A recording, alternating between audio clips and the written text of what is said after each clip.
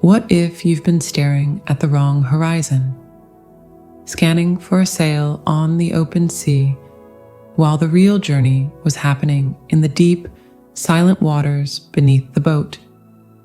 Let me ask you directly, have you ever felt a shift so profound in your connection that it changed everything?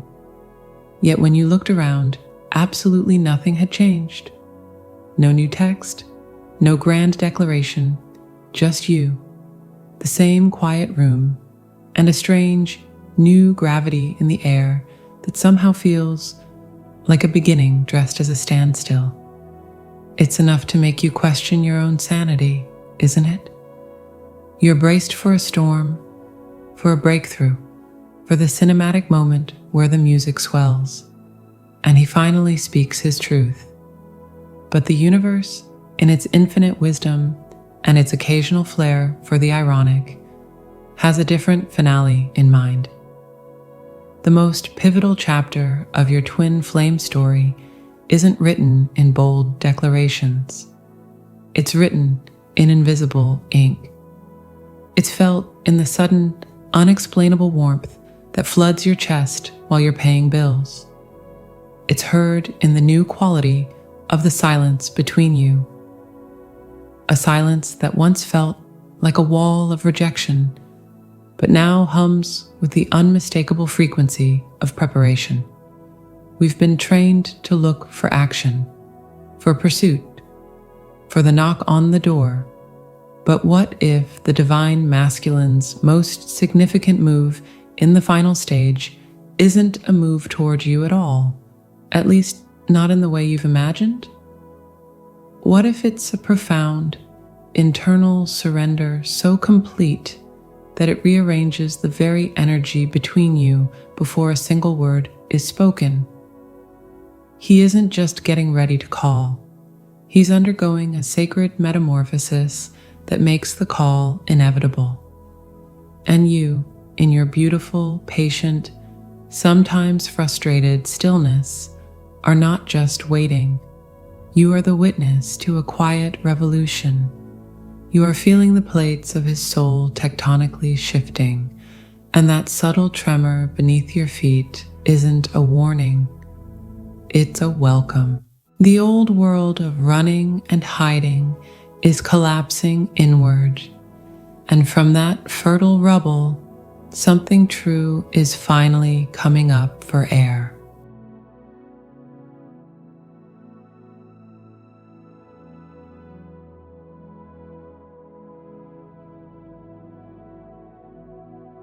Let's talk about demolition. Not the dramatic wrecking ball kind you watch from behind a safety fence. I mean the kind that happens from the inside out.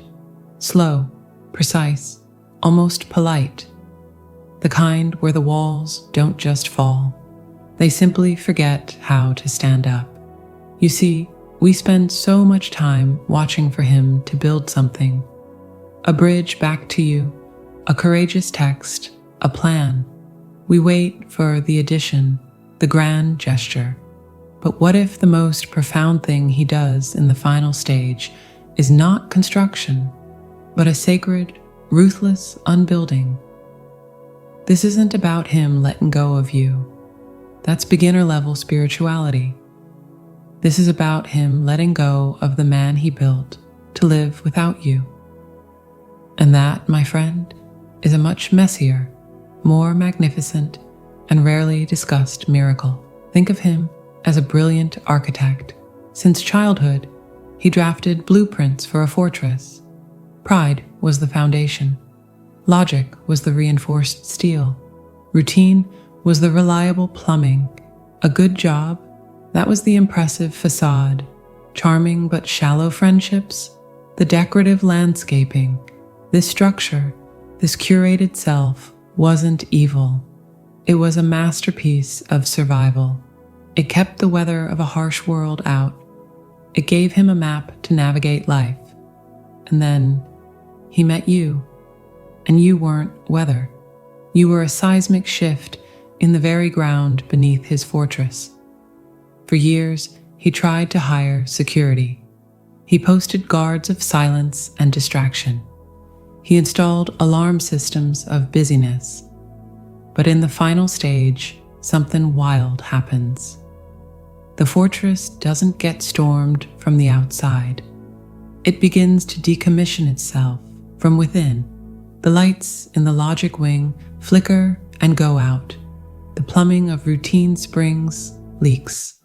The pride foundation develops deep, aching cracks. He wakes up in his own masterpiece and feels profoundly like a stranger in a house that's too small, too quiet, and too damn empty. Here's the mystery, and the joke the universe plays on him. Everything that once worked stops working, and it stops working on purpose. That project he used to vanish into for 80 hours a week, it now feels like arranging digital deck chairs on the Titanic. The gym session that used to silence his mind, now it's just a loud room where he can't outrun the echo of your name. The friends he'd have a beer with to forget. Their jokes land flat, and their conversation feels like chewing on cardboard. It's not depression, it's disengagement. The soul is recalling its energy, its investment, from all the dummy corporations it set up to hide its true assets. He's not lost. He's in spiritual receivership. The universe has quietly filed paperwork to dissolve the inauthentic holdings. And he's just wandering the hollow halls, tapping the walls, realizing it's all drywall and paint, no substance. The ache isn't for you, not yet. The first ache is the terrifying, liberating realization that the life he built is a life he can no longer inhabit. He's too big for it now. The connection stretched him, expanded his soul, and now the old suit of his existence won't button up. He's split the seams. This is where we must be gentle in our understanding. This implosion feels like failure to him. It feels like things are falling apart. He might panic, try to fix the plumbing, repaint the facade, call the landscaper. But the decay is intentional. It's the universe's compassionate intervention. Why? Because the curated self was a suit of armor, and union requires skin. You cannot hug through plate metal. So the universe doesn't ask him to take it off. It makes it so unbearably, itchily, clankingly uncomfortable that he finally, on a random Tuesday, just starts unbuckling it himself, muttering, "This thing is ridiculous." So when you see his external world seem to wobble, when he's suddenly changing jobs, distancing from old crowd, losing interest in hollow habits, don't read it as chaos. Read it as demolition with a permit. The quiet crane is swinging. The interior is being gutted. He is not falling apart. He is being taken apart. And that is an act of grace so intimate, it's almost brutal. He is being made ready, not for a relationship, but for the relationship that demanded he show up as nothing less than the raw, uncurated truth of who he is. And you know the beautiful, hilarious paradox in all this? While he's frantically trying to patch the roof, he doesn't yet realize he's not being left homeless. He's being evicted from a rental to take permanent possession of a palace. The blueprint for it? It's been etched on his soul and yours since the beginning of time. But here's a question that might send a shiver of recognition right through you. If his old world is quietly resigning, what mysterious force is signing the paychecks for the new one? The answer is simpler and stranger than you think.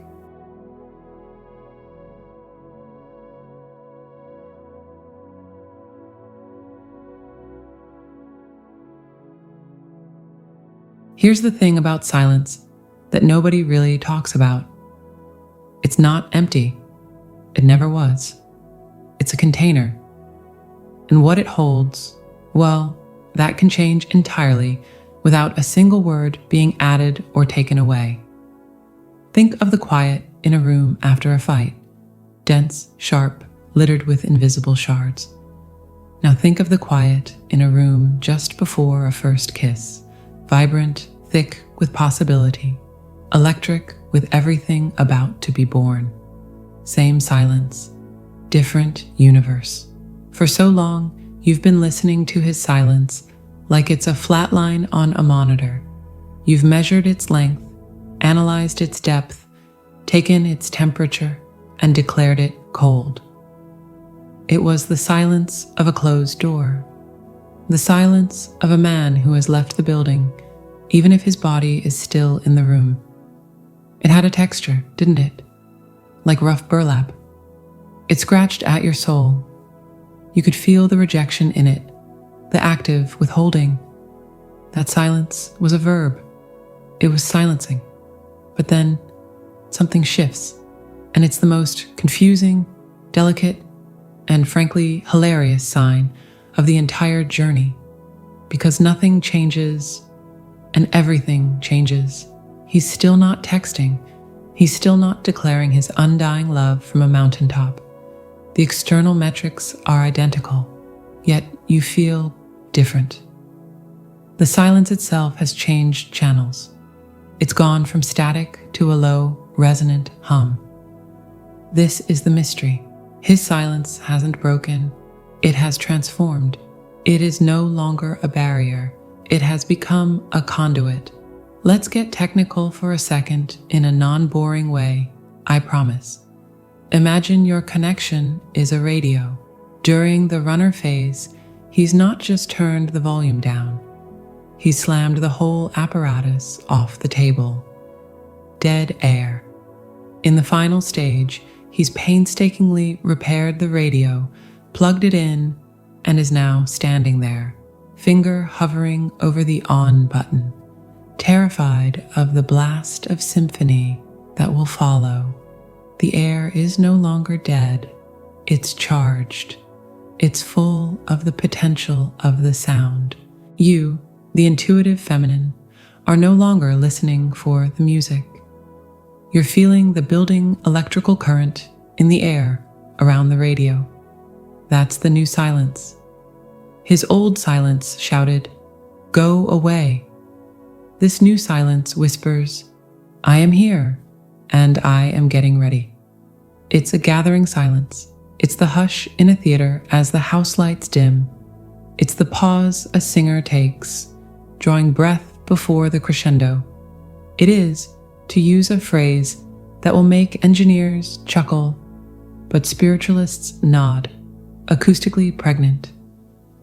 You experience this physically, that sudden, inexplicable warmth that floods your chest out of nowhere while you're just unloading the dishwasher. That's not your imagination. That's his silence, now carrying a carrier wave of presence brushing against your energy field.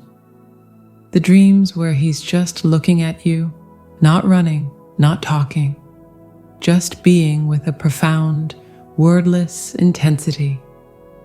That's his soul practicing connection in the only safe rehearsal space, where his waking world ego can't interfere and trip over the furniture. The silence between you is no longer a vacuum. It's a medium, like water instead of empty space. And feelings travel faster through water. He is, in essence, learning a new language.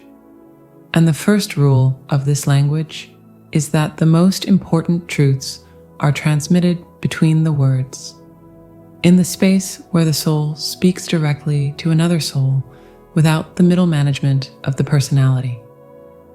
His mind is still fumbling for the right sentence, the perfect, non-scary, cool, but not too cool opening line. It's comical, really. Meanwhile, His spirit is already broadcasting an uninterrupted stream of consciousness in your direction, a signal of sheer recognition, of nostalgia for a home he hasn't physically entered yet. So what do you do with this? You stop fearing the quiet.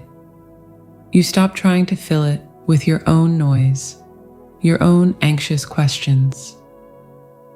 You become a connoisseur of this new, rich silence. You lean into it. You listen into it. You discern the difference between the old, hollow silence, which felt like being shut out, and this new, potent silence, which feels like being gathered in. One feels like an ending. The other feels unmistakably like a prelude. The great cosmic joke is that he thinks he's still hiding. He believes his non-communication is the same old shield. But he swapped his shield for a window without realizing it. And you, standing on the other side, can suddenly see the light on in his house. You can feel him moving in there, pacing, preparing a space. The curtain hasn't been drawn back, but the whole house has become luminous. This is how the masculine soul pursues, not with footsteps, but with frequency. Not with a grand speech, but by allowing his very stillness to become saturated with intention. The chase is over. The communion has begun. It's just happening on a bandwidth your ears can't hear, but your heart translates perfectly. And the most beautiful part? This silent broadcast is a two-way street. Your peaceful, trusting reception of it, your refusal to panic at the quiet, becomes the strongest signal you can send back. It tells him the air is safe, that this new, humming silence between you is not a danger zone, but sacred ground. You're essentially giving him permission, through your own calm, to finally clear his throat and speak from the very place this silence is emanating from. But it makes you wonder, doesn't it?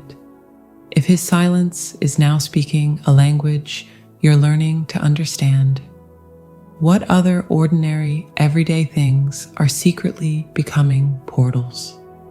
The answer might just change how you experience every single moment of this waiting game.